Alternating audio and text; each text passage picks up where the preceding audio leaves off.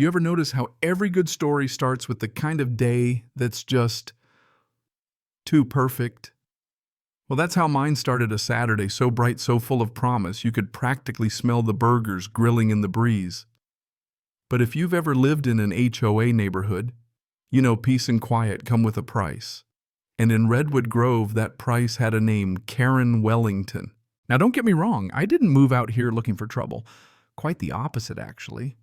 I'd spent years slugging it out in the city, dreaming of somewhere my kids could run barefoot in the grass, my wife Sarah could finally breathe easy, and I could have the occasional backyard pool party without a care in the world. That last part, though, that's where it all went sideways. See, what was supposed to be a laid-back afternoon, just me, Sarah, our kids, and a few friends lounging around the pool, turned into a full-blown suburban showdown before the ice in the cooler had time to melt. All because Karen, our fearless HOA president, decided that my idea of a good time didn't line up with her precious rule book. Let me set the scene. Burgers on the grill, kids cannonballing into the pool, laughter echoing down the street. The kind of day you move to the suburbs for. And then ding dong. I'm barely handing out another round of cold drinks when I see her. Karen storming up my driveway like she's got a warrant. She's got this walk, like she's auditioning for Cops HOA edition. "Sam, you need to stop this party right now," she snaps. Arms folded so tight I'm surprised her clipboard doesn't snap in half. I almost laugh honestly. I mean, it's a pool party, not a college frat house. But Karen's got that look like she's already decided we're one noise complaint away from martial law. "You're violating HOA rules. No more than 5 guests," she says, eyeing the pool like she expects to find Snoop Dogg DJing at the deep end. Now let me pause and ask you, where are you watching from? Ever had your own Karen, or better yet, your own HOA cop trying to shut down your good time? Drop your stories below, because I promise you, you're not alone. Back to the party. I tell Karen it's just friends, not Woodstock. But she's already dialing 911 like she's about to report an armed barbecue. The best part, she has no clue who's at my house. These aren't just any neighbors. There's the CEO of Meridian Technologies flipping burgers, the city councilwoman laughing by the pool, and the district attorney himself in a Hawaiian shirt manning the cooler. But Karen, she's so lost in her power trip, she can't see past her own clipboard. Anyway, that first summer in Redwood Grove, I thought I'd found paradise. The kids had friends, Sarah had her dream job, and I'd never tasted coffee as sweet as those mornings out in the garden. But paradise had a serpent, and its name was Karen. At first it was little stuff, a warning for my mailbox being off color, a $50 fine for not trimming the hedge close enough, a citation for trash cans visible from the street. I laughed it off, figured she was just bored. But it got worse. Fines piled up like junk mail. Friends were nervous to park on our street, worried Karen would come sniffing around with her tape measure and a fresh stack of violation notices. I knew I had to stand up for my family, but I had no idea just how far Karen was willing to go. So when she crashed our barbecue that afternoon, counting heads like she was the fun police, I'd just had enough. I gave her my best bless your heart smile and said we'd keep the noise down. But you could see it in her eyes. She wanted a fight.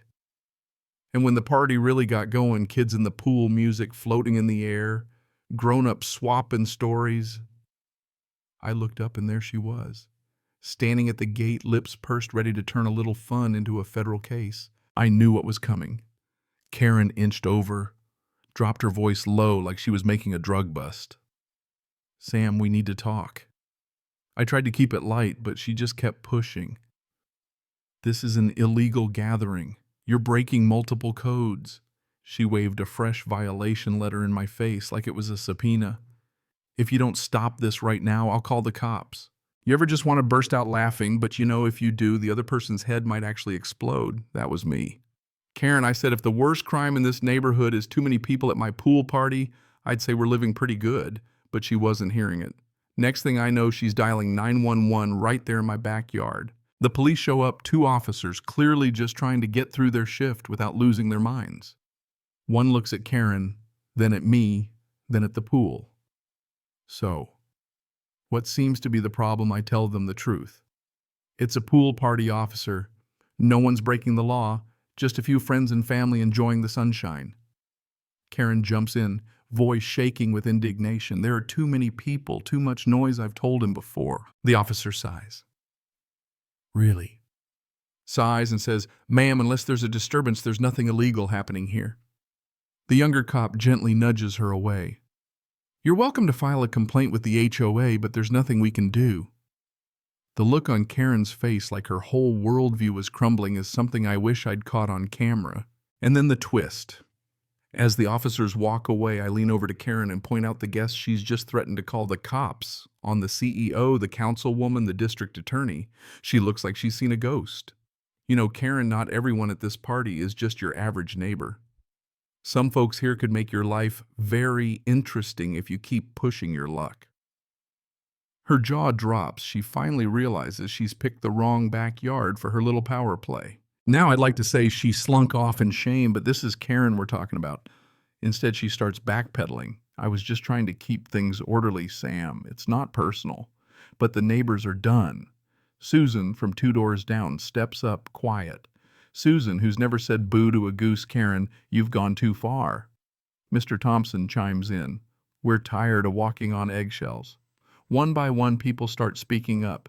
Karen's empire crumbling. She tries to save face, mutters something about rules and order, but nobody's listening anymore. Even her loyalists are turning their backs. The whole vibe shifts. You can feel it. People who'd kept their heads down for years are finally saying enough. The crowd starts murmuring, then openly challenging her. Emily, who got fined for her too high fence, calls her out. "You've run this HOA like a dictatorship. It stops now." Karen's done. She knows it. She turns, tries to leave with dignity, but the applause that follows, soft but relentless, says it all. For the first time in years, people are smiling, not looking over their shoulders. Now you might think that's the end. But Karen, she's not one to go quietly. The next week, I get a fine for my mailbox being crooked, a warning for a tree branch, a reminder about my garden hedge. Classic Karen clutching at the last scraps of her control. But this time something's different. Instead of dividing us, her petty fines unite us. Neighbors start sharing their stories. Janet gets a ticket for her dog barking. Carl for parking in his own driveway. People are done being afraid. We gather at my house, 25 neighbors, some I barely knew, all ready for change. Sheila, usually shy, says, "I just want to enjoy my own home." The plan comes together fast, a petition, a call for a new HOA vote.